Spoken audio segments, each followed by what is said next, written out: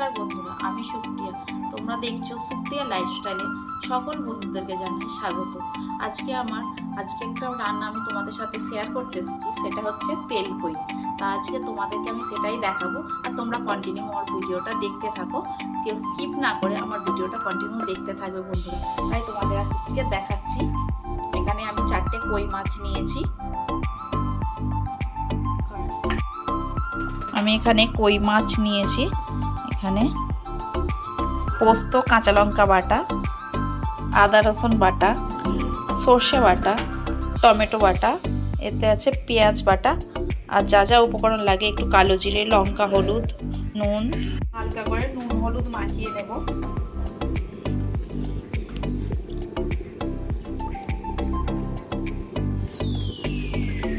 মাখিয়ে নিয়ে কড়াটা আমি তেলটা গরম করে মাছগুলোকে ভেজে নেব। হালকা করে ভাজবো, বেশি কড়া করে ভাজবো না, যেহেতু তেলকই করবো তাই জন্য আমি একটু হালকা করে ভাজবো। একে খুব করে ভাজবো না। গ্যাসটাকে আমি জ্বালিয়ে নিয়েছি, নিয়ে কড়াটা আমার ততক্ষণ গরম হোক। কড়া গরম হয়ে গেছে, আমি এর মধ্যে দিয়ে দেবো এবার তেল।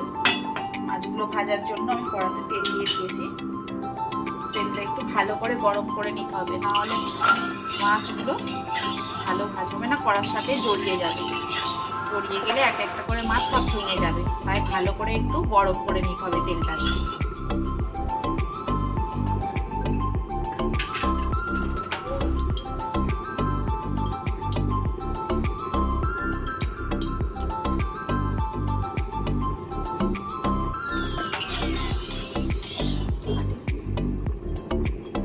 তেল গরম হয়ে গেছে, আমি এবার মাছ দেবো এর মধ্যে। মাছগুলোকে আমি এইভাবে ভেজে নেব।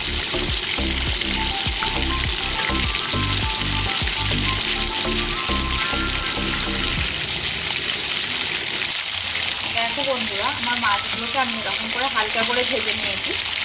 নিয়ে এবার এগুলোকে একে একে আমি তুলে নেবো। নিয়ে এর মধ্যে আমি মশলাটাকে একটু কষিয়ে নেব।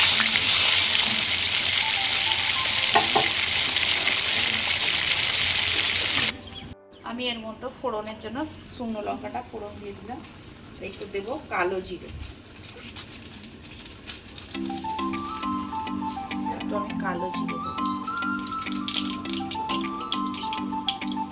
দিয়ে দেবো একটু পেঁয়াজ বাটা,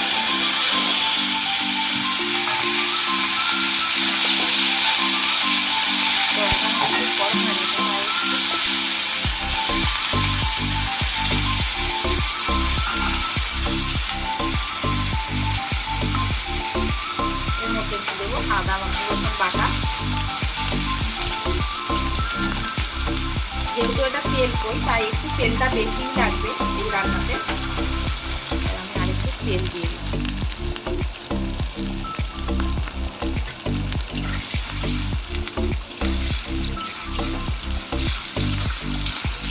এটা তেলের মধ্যেও হবে রান্নাটা।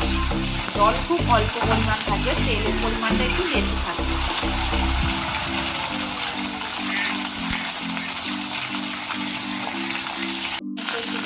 টমেটো বাটাটা দিয়ে দেবো।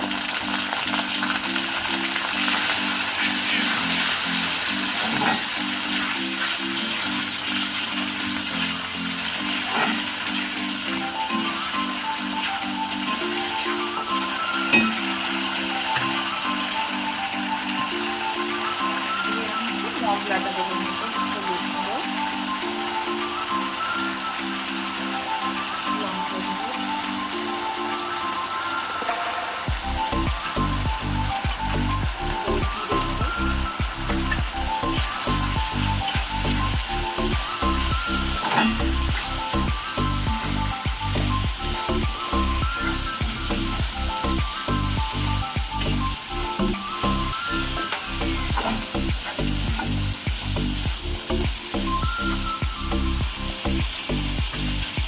পরিমাণ মতো নুন দেবো।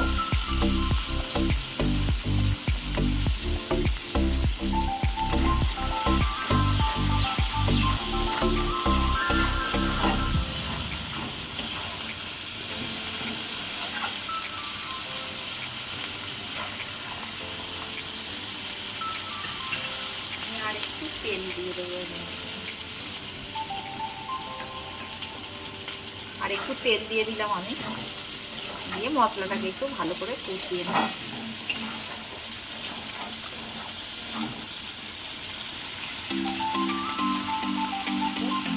হালকা করে সরষে দেওয়া হবে।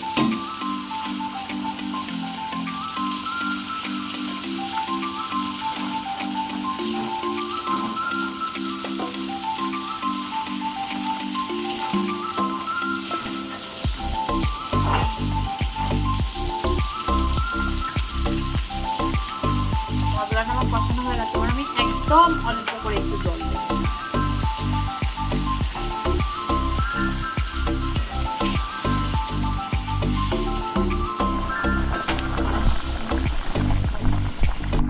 ফুটে গেছে, এর মধ্যে আমি মাছগুলোকে একে একে দিয়ে দেবো।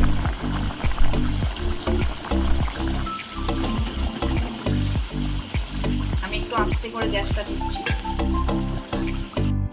মাছগুলো দিয়ে আমি এর উপর থেকে দিয়ে দেবো পোস্ত বাটা আর কাঁচা লঙ্কা বাটা, দিয়ে আমি একটু ভালো করে নাড়িয়ে নেব। দিয়ে আমি এবার একটু ঢেকে রাখবো, কিছুক্ষণের জন্য আমি একে ঢেকে রাখবো, একদম লো আঁচে করে ঢেকে রাখবো।